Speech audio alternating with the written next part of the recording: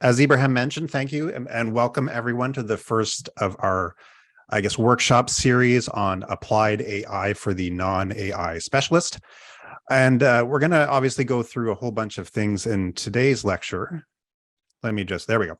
But before we begin, I wanted to introduce myself a little bit. So essentially, my name is Stuart Duncan.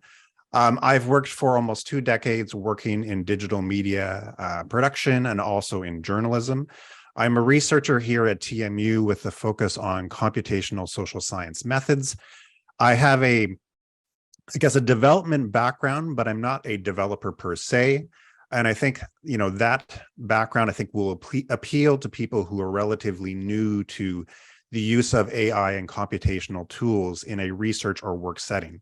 So I'm not an engineer. I'm not really a computer scientist, although I have a computer science background. But perhaps like some of you, I have a bit of a base of technical skills, but I don't really consider myself a developer per se. And I think that might uniquely prepare myself to share knowledge in a class like this for people who do not come from that technical background. So I guess one big question you might have is, why this class? Why should you take this class? In this class, we're really going to take a hands-on approach to sharing ways that you can use AI and other computational approaches in your research or in your work. So we essentially only have 3 sessions to cover a lot of material that you might normally learn over an entire semester or maybe an entire degree or diploma. So this class will essentially serve as a little bit of an introduction or primer into how you can use some of the tools that we are going to go through in your own work. As such, as was mentioned by Ibrahim, we have created some supplementary videos that you can watch on your own time that go through particularly the tools I'm going to go through in much more detail than we could within the 1-hour session period. And again, we will share that link in the chat perhaps, but I believe Ibrahim mentioned it before. The YouTube videos of me going through the tools in a little bit more detail will be available on that page. So before we begin, I wanted to go through what we're going to go through this week and some of the weeks, the next following 2 weeks as well. So today we're really going to try and focus on demystifying what is artificial intelligence and what is machine learning in really brief. We're also going to talk about how we can use artificial intelligence in our work, and we're going to look at some real world examples of where you might encounter artificial intelligence. And then, like most of these workshops, we're going to finish off with a couple of hands-on demo. And this week, we are going to focus on a couple of natural language processing tools. And with those tools, we're going to do 2 things. We're going to do sentiment analysis and topic modeling. So that's essentially what we will cover today. Next week, we will look a little broadly at the theory behind supervised versus unsupervised learning. We will look at the potential data requirements for doing AI or computational work. We will also touch briefly on data bias and some of the challenges or dangers of using AI in research and workspaces. And then our demos that week will focus on doing language detection and network visualization. Then finally, in week 3, we're going to switch gears a little bit and give a really basic introduction to Python as much as we can within a 1-hour session. We will also look at some common data formats that you might use in AI and computational research work. We will also look at Google Colab, which is a really great tool to use if you want to work in Python and not worry about having to install Python on your own individual computer. And then finally, we will go through some demonstrations where we use Python libraries to do actual AI work. So that's essentially what we're going to go through in the next 3 workshops. So as was indicated, this class is really designed for the non-AI or non-computational specialist. As such, there's no real expectation that you have any technical background to participate in this class. We are really going to try to both demystify artificial intelligence and other computational approaches, while I also provide a little bit of a brief introduction to some of these tools that could help us do this work in your research or in your work. we're not really going to focus too much on the theoretical aspects of how some of these tools work. We are going to really focus on their application. So I'm not going to delve into the real background on some of the technologies, the theory and the mechanics behind how they work. We're going to just actually focus a little bit more on doing, because of, I guess, we don't have a lot of time to go through everything within these short workshops. One caveat I wanted to share before we generally begin is that throughout this workshop series, we're going to use a mixture of both AI-based and general computational tools. In some cases, there's a bit of a blurry line between what is considered artificial intelligence and what isn't. But I think for our uses, it doesn't matter that much. Our goal with this workshop series is to really show you some tools that might help automate or make elements of your work easier.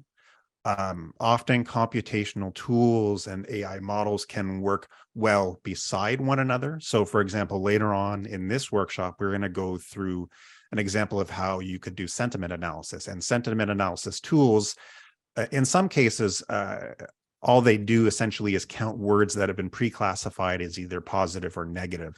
And this isn't AI per se, but this kind of computational approach still allows us to do research or work at scale. And you can use, the computational results that come from something like sentiment analysis within other strictly AI-based tools. And we'll learn a little bit more about that next week when we focus on, supervised versus unsupervised learning. So again, just a caveat that we're going to use a little bit of a mixture of both computational tools and AI-based tools throughout this workshop series. As you can see from that exercise, there are many different definitions of AI that have emerged from scholarship, but I really like this one from IBM, which will be available. We'll put this link up on our site as well. But essentially, artificial intelligence, they define it as artificial intelligence is a field which combines computer science and robust data sets to enable problem solving. It also encompasses subfields of machine learning and deep learning, which are frequently mentioned in conjunction with artificial intelligence. These disciplines are AI algorithms, which seek to recreate expert systems which make predictions or classifications based on input data. And that's a pretty wordy kind of description. But for me, essentially, AI entails the use of computational methods to replicate human intelligence and human work. But big takeaway from this is that there are a lot of different working definitions of AI out there. So, as we talked about, another term that you will often heard alongside alongside artificial intelligence is machine learning. So what is machine learning? Again, another definition from IBM. Machine learning is a branch of artificial intelligence and computer science which focuses on the use of data and algorithms to imitate the way that humans learn, gradually improving its accuracy.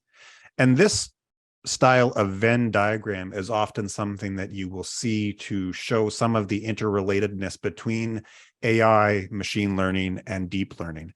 So the big takeaway is that machine learning is a subset of AI, and deep learning is a type of machine learning.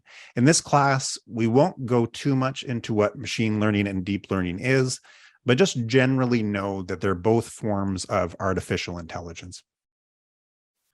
So now that we have a broad sense of what AI is, where might you see them in the real world? We're very much surrounded by artificial intelligence in our day-to-day lives.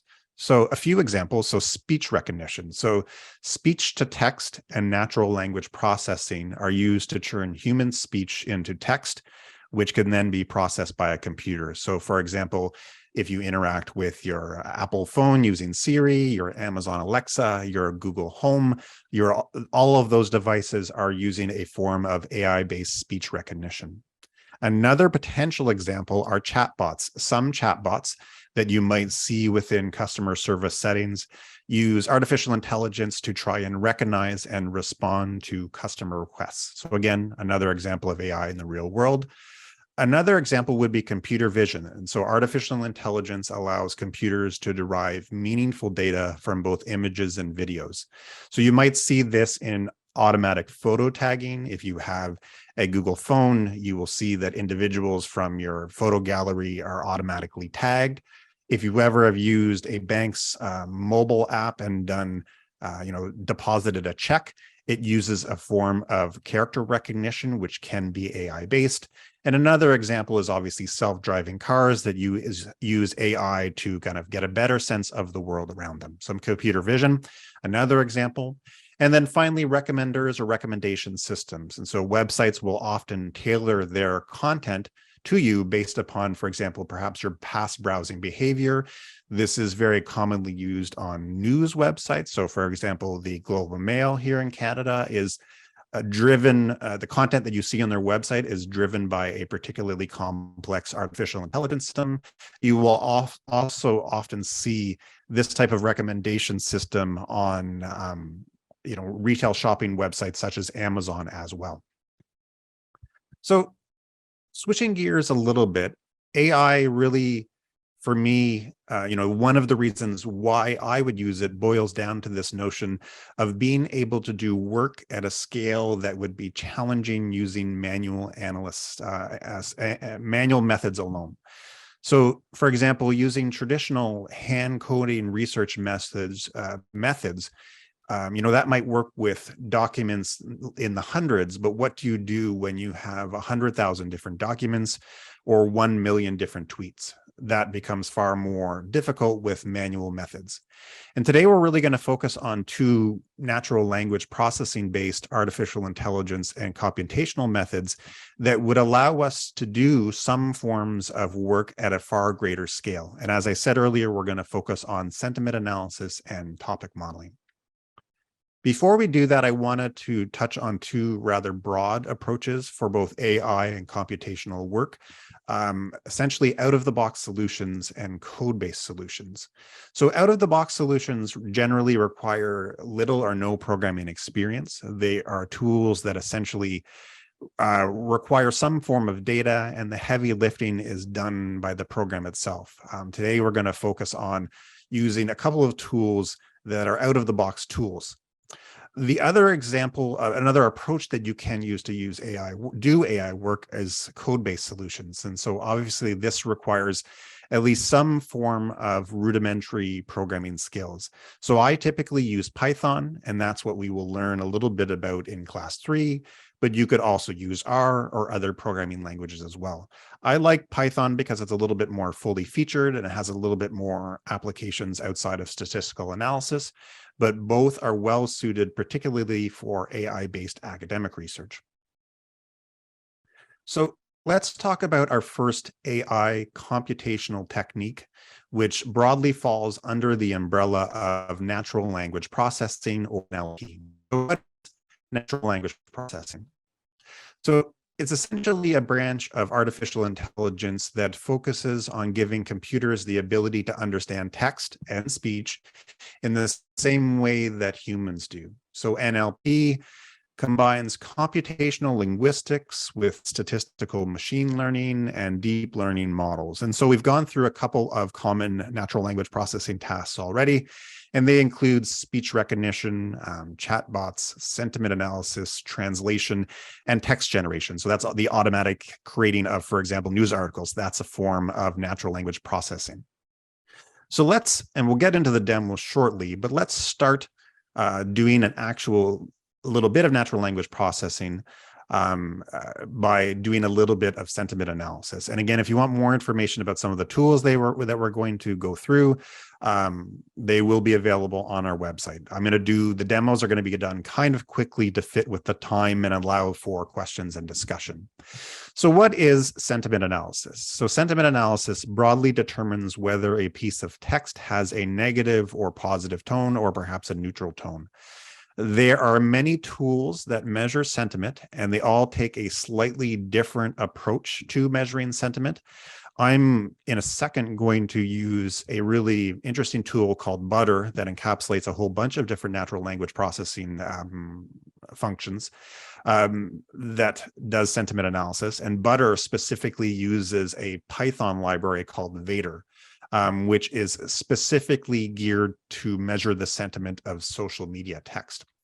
And so before we go into actually using the tool, and I stop sharing my slides for a minute, I wanted to give you some examples of, and I apologize for the typo, of some possible sentiment analysis scores. And so in the case of Vader, a really positive sentiment is given the closer it is to 1, the more positive it is. And the closer the score that you get out of it is to -1, the more negative it is. And so if the score is 0, it is neutral. And so essentially Vader, or a lot of sentiment analysis tools, give you a measure that tells you how positive or how negative something is. So you can see a couple of examples here. So for example, this first sentence, "Stuart is awesome," is given a score of 0.629, relatively close to 1, because this is a relatively positive sentence. One of the nice things about Vader is that it can measure the degree of positivity of something. So if you look at the second sentence where it says Stuart is really, really awesome and great, which would be a relatively more positive sentence than the first one, Vader can recognize that and would give a higher score of 8.79. If the sentence was Stuart is really, really boring, you can see, which would be potentially a negative sentence, you can see that we would get a score of 0.4351. And then finally, if you do a neutral sentence like Stuart is a human being, you will get a score of something like 0, because again, that is somewhat of a neutral premise or a neutral sentence. The one thing you might notice with this final example, and it is generally one of the drawbacks of some forms of sentiment analysis, is that they are not great at always understanding the nuance of human words or human interaction, particularly sarcasm. So if you look at this last sentence, it says, "Oh, great, my plane is late." So we would understand that as being a negative sentiment sentence, because again, it is, our plane is late. We're using some form of sarcasm. We would recognize it as humans as negative, but Vader struggles in this instance because it doesn't recognize sarcasm and it gives it a positive score. So the fact that it has great in it is probably encouraging that score to be higher. So just when you do sentiment analysis, know some of its limitations. So we're going to do a little bit of a demonstration with a tool called Butter in a minute, but I wanted to set up the problem that we are going to try and solve using Butter and indirectly Vader sentiment analysis. So we want to try to get a better understanding of how emotion might change over the lifetime of event. And the data that we will use will be date labeled text. So let me just stop sharing my slides here for a minute, and I'll show you the data that I'm actually going to use here. And we'll open up Butter. So there is Butter, and we'll go through it in a minute. And I essentially, and this will be very small, I apologize for that. I have a data set of 1,000 tweets taken from the Ottawa-based Convoy COVID-19 protests in, I guess it was January and February of last year. And the problem that we might be trying to solve with sentiment analysis is trying to get a better understanding of how that sentiment might have changed over the lifetime of that demonstration. And so again, apologize for the small size. I can make it a little bit larger, but we're essentially going to try and analyze all of these 1,000 tweets to see how the sentiment has changed throughout that demonstration. And so it might not be hard to classify the sentiment of 100 or 1,000 tweets manually using coding methods, but how would you solve that if you had a data set of 100,000 or 1,000,000 different tweets? And that's where you need to use computational or potentially use computational or AI-based tools. And so we are going to do that with Butter. So when you first install Butter, and again, the longer form video on our website goes into this a little bit more in detail, you will be presented with this screen. This Butter is a really great tool that was created by Ryan Boyd. He is an American-based researcher. And as I mentioned, it really simplifies the process of doing some natural language-based processing tools. So you launch Butter, and then you click on Launch Butter again. And in a minute, there we go. So essentially, this is the main Butter screen. And so I'll go through the interface a little bit before we actually do our task of sentiment analysis. And so essentially the way that Butter works is you're trying to set up what they call an analysis pipeline. And so you're going to set up a series of steps that will do your analysis. And that is essentially your pipeline. Each one of your steps in that is your pipeline. And essentially you have a variety of different what they call plugins that are available, and they're all displayed within this this kind of middle window here. So we're going to focus on using sequential plugins, and these are essentially plugins that require a variety of different steps. And there's a whole bunch of different plugins that you can use to do a variety of different tasks that would typically occur in some form of natural language processing work. And the nice thing is that kind of here over on the left, as we move between these different potential plugins, when you highlight them, you'll get a little bit more information about what that plugin actually does. And in some cases, some of the, the background on where you can get more information about the specific tools. And so a lot of cases, Ryan Boyd hasn't necessarily created these tools. He's really created a graphical interface to bring all of these typical tasks together, tasks that sometimes you would have to use natural language processing to do. So just know that your available plugins or the things that you can do will be available here in the middle.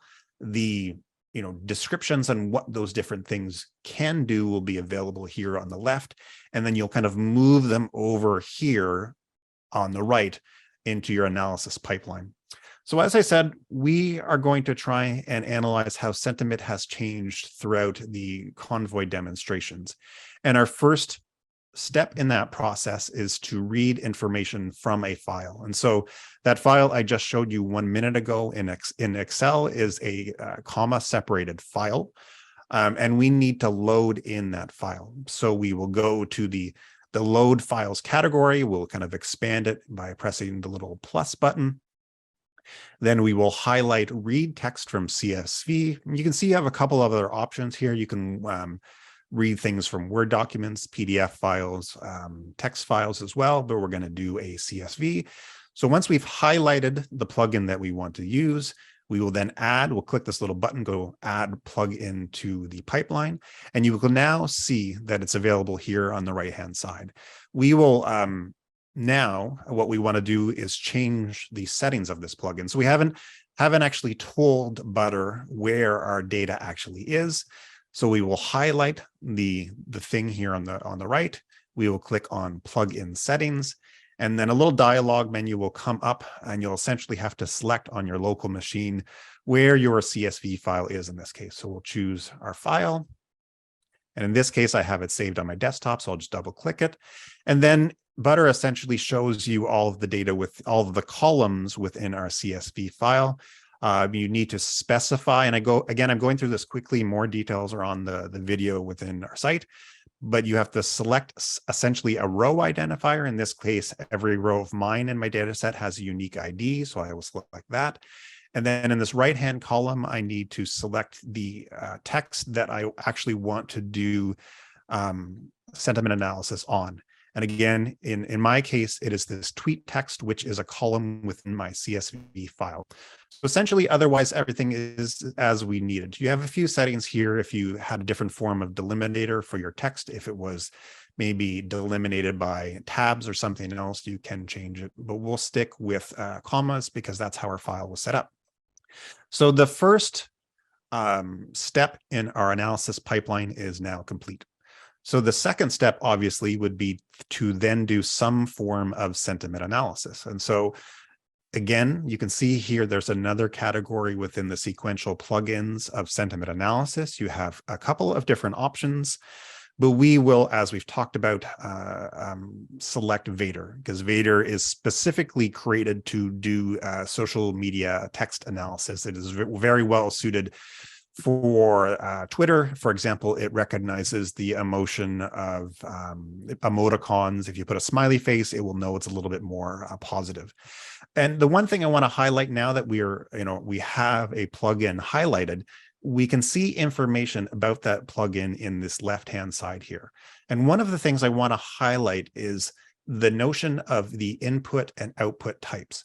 And so you want to ensure that when you're adding different things to your analysis pipeline, that your input matches your output.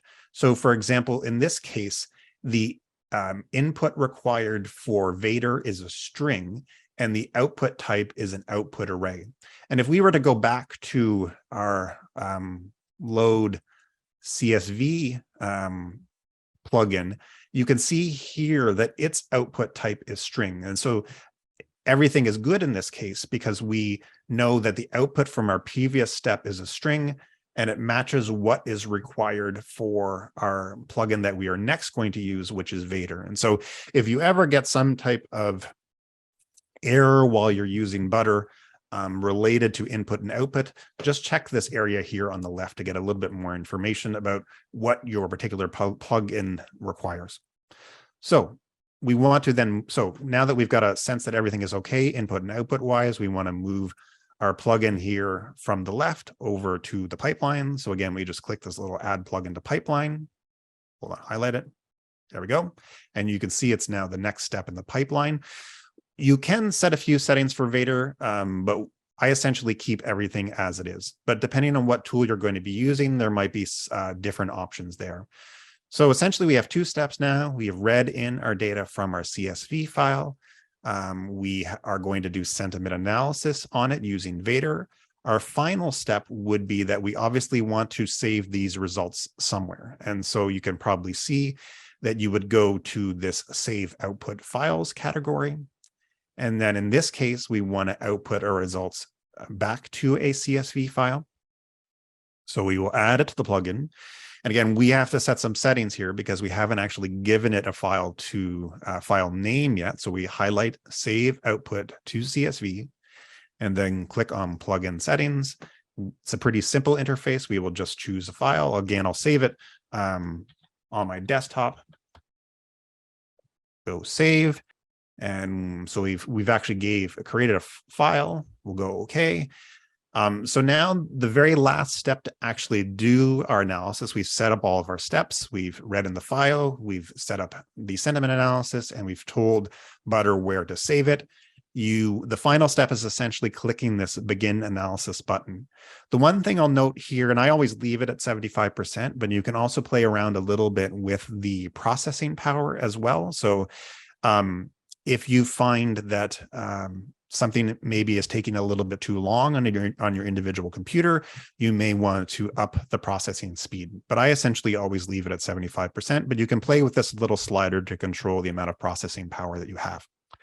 But we will just click on Begin Analysis, and you'll get a little message that says Butter has finished running your analysis pipeline. And again, depending on your machine and the task that you are actually doing, how long that process takes could be a little bit shorter or longer. The recorded video that we've put up on our site, I do another demonstration which takes a little bit more time, but with only, I believe, 1,000 tweets, it is relatively quick. So now we essentially, and I'll move it over because you can't see it on the screen right now, we now have a CSV file that has all of our sentiment analysis scores within it. So I'll open it up quickly in Excel. This might be a little bit hard to see. Maybe I will play around with the columns a bit.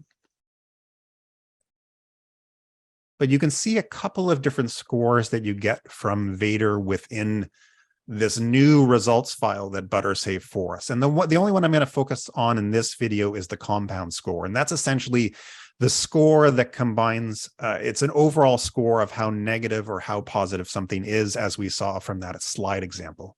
And so essentially what Vader has done is provided a compound score for every one of our pieces of Twitter text. It also does a classification as well, where it gives kind of, it tells you whether, if it's below 0, it gives you a negative score. It gives you this negative classification, and one for neutral ones and ones for positive as well. And then it also gives you some measures to essentially measure the amount of positive, negative, or neutral sentiment. And again, I go through far more details for that in the recorded video. That's essentially sentiment analysis and how you can use Butter as a tool to make that process somewhat simpler. So again, sentiment analysis can often be done using coding methods. Feel a tool like Buzzable to people without a necessarily strong technical background. So I wanted to go back to our slides just for 1 minute before we do our next demonstration.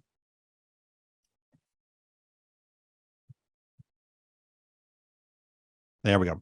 So our next demonstration and our final demonstration of this little workshop is going to be looking at topic modeling. So in broad strokes, topic modeling is a unsupervised learning-based natural language processing technique that attempts to determine the topic of a piece of text. And we'll go through unsupervised learning a little bit more next week. It's a handy tool for clustering groups of documents together. And so, for example, if you have millions of documents and you don't have the ability to manually label them all, you can use something like topic modeling to help with that process. The mechanics of how topic modeling operates is particularly complex, but essentially words are counted in a document and then they are grouped together. And I'm going to show you an example of that. So topic modeling really relies upon the individual to determine topics from the lists of words provided. And so this example here shows you, and we'll go through an example in a minute when we use a different out-of-the-box based tool. But essentially, when you do topic modeling, you're going to get back from the AI-based tool a whole bunch of words that are grouped together. And then you, as a researcher, essentially have to figure out meaning from those words. So just an example here on the screen, you can see, for example, car, power, light, mount, controller. If you were given back engine, if you were given back that set of words, you might deduce that that would represent a topic of automobile. Where if you saw game, team, year, play, win, goods, things like that, you might infer that that means sports. And so just something to keep in mind that when you do topic modeling, you still have to you as a researcher or as a person have to figure out what the words that are returned from the topic modeling mean. And we're going to go through a practical example of that in a minute. And the problem that we're going to try and solve using a tool called context is essentially what the subject matter is of a variety of documents. And we will be given essentially a variety of different documents that we are going to try and look through. And what I am going to do topic modeling on is a whole bunch of different text-based obituaries, historic obituaries from the New York Times. And so essentially, I think there's 300 or so different text-based documents that we have here. If we open one up, you can see this one, the case is just I guess it is an obituary of a particular soldier from 1885. And so with 300 documents, it probably wouldn't be that challenging to do manual topic analysis. But again, when you get into the hundreds of thousands or when you get into the millions, it would be far more challenging. So oftentimes topic modeling is done using programming-based approaches, but we are going to try to use a tool called Context to do topic modeling without using any programming at all. And this is a really great tool. Again, the links for this are on our site. Maybe again, Ibrahim, if you could share it, that would be great. This is a really great tool put together by researchers at the University of Illinois, the iSchool that is there. And it does a few other natural language processing techniques, but we are really going to, just for this demonstration, focus on topic modeling. So it's a relatively simple tool available in Windows, and I think there was a couple other ways to use it on at least the Macintosh. But if you wanted to do topic modeling, you essentially go to text analysis in the menu options, then go to summarization, and then topic modeling. And essentially there's three different steps that you have to do topic modeling using this tool. The first one is essentially to define where the data is within your local machine. That's step one, as you can see here. So I will browse, and in my case, I have it on my desktop. It essentially needs to be a whole bunch of text files within a folder, which I've done. So as you saw, we had all of those obituaries as 300 separate files. I will just select that folder, and that's essentially the first step. And then we just click the little next for the next step. And so this topic modeling really, it can be a bit of a hit or miss affair, and you have a couple of different things with context that you can alter to try and kind of fine tune your the results of your topic modeling. It defaults to 7 different topics and giving you 10 different words per topic. I've played around a little bit with this in advance, so that I know that if I switched this to 5 different topics, I get slightly better results. But it's going to be, in your case and in every case, a little bit of a trial and error. If you start with 10 and you find that you're getting the topics that you will get don't make a lot of sense, you may want to change to a different number. So just play around with these numbers, run it a few different times, and see how this process goes. And I won't touch on these other tools, these other measures here. I haven't used them that much, but again, you may want to play around with them a bit to see whether you get different results. One other thing I guess I will highlight is that you are able to define stop words as well. So stop words in broad strokes are essentially very common words that add little of value potentially to your analysis. And so in many cases, these can be punctuations or words like and or the. So oftentimes when you do some form of topic modeling, it can be helpful to use stop words to not have those words that don't add much meaning to your topics kind of slow down your processing. You may also find that after you've done some of your analysis, some words are getting in the way of building your topics, and we'll see this in an example of this in a minute, and you can essentially add them to your topic model list. Here's an example of some of the different stop words that have been defined by default in context. And you can see generally they're just smaller words. And so you might, or words that don't necessarily add much. So you may want to play around with the stop word list, or maybe not use it at all if you want to perhaps get slightly better results. But it's there by default, and you can it's a text file by default, and you can add words to it if you wanted to if you do your own analysis and find there's words that are kind of getting in the way. We'll see an example of that in a minute. So otherwise, we're good as far as the configuration settings. Then we will go to the next step, where like we saw in Butter, we'll have to set a output directory for where we want our results to be. I'll just choose my desktop, and it will save a whole bunch of CSV files with our results within whatever folder you specify. But in a minute, there will also be a view within context itself that will show those results as well. So you may have just saw me do it while I was working through there. I clicked on Run in the bottom right-hand corner, and essentially it is now processing and building our topic model. Depending, again, how many documents you are doing topic modeling on, this process could take more or less time. My computer that I'm running it on is a relatively, fast computer, so it should do it pretty quickly. But if this was on a slower laptop, or if you were doing 5,000 documents instead of 400, that process that we just saw may have taken a bit more time. So you can see your results within context, but you also see your results in the little spreadsheets. There's essentially now a directory on my desktop that has the results as spreadsheets as well, CSV files. But I'm just going to focus on looking at them within the tool itself.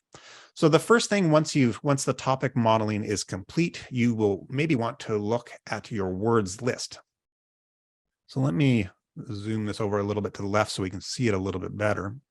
So essentially, we have gotten a variety of word lists that have been assigned to each one of our topics. So if you recall back to that slide where I showed you the different circles and the different topics, this is essentially what is in those little left-hand circles. We've given this topic modeling has given us a grouping of words, and now we have to, from the grouping of words that we've been given, figure out some meaning from those words.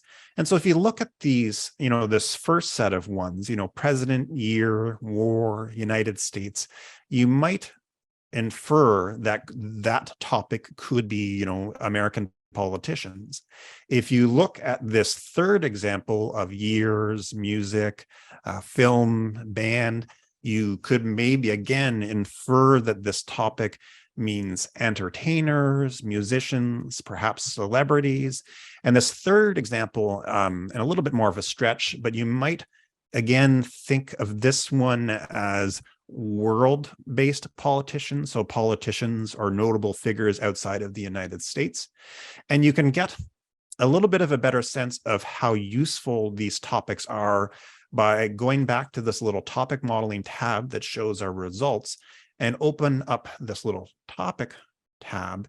And essentially what this does is shows you how much each one of those documents that we had in that directory fits those specified topics. So for example, we can sort each one of these rows or these columns by the percentage of fit to that topic. And again, if you recall, topic 1 was the one that we suspected was United States-based politicians. And you can kind of see that that might make sense. You have Lyndon Johnson, FDR, a few other American politicians and notable figures. If we look at the third topic, which was kind of entertainers and celebrities, and look at the fit, you can see again, that happens. It seems to make sense. You have Lou Gehrig, who is an athlete, but then you have, Frank Sinatra, Miles Davis, Gene Kelly, Count Basie. So you can look a little bit at your, the fit scores for each of your topics to get a sense of, how well your topic model and your, the topics that you have decided have worked. And we can look at the final one as well, and we can get a sense if it's appears to be a variety of different world-based politicians and other notable figures. So again, that's broadly topic modeling, and the recorded video that we have provided on the site goes through it in far more detail. But essentially, you're able to automatically get groups of words that then you have to infer topics from, and you can use context to do some of that work for you. So we've done our topic modeling. I wanted to just kind of finish off quickly with a conceptual example of how you might be able to use these tools, so sentiment analysis and topic modeling, together with one another. So essentially, let's pretend we have a problem like that is, as is outlined here.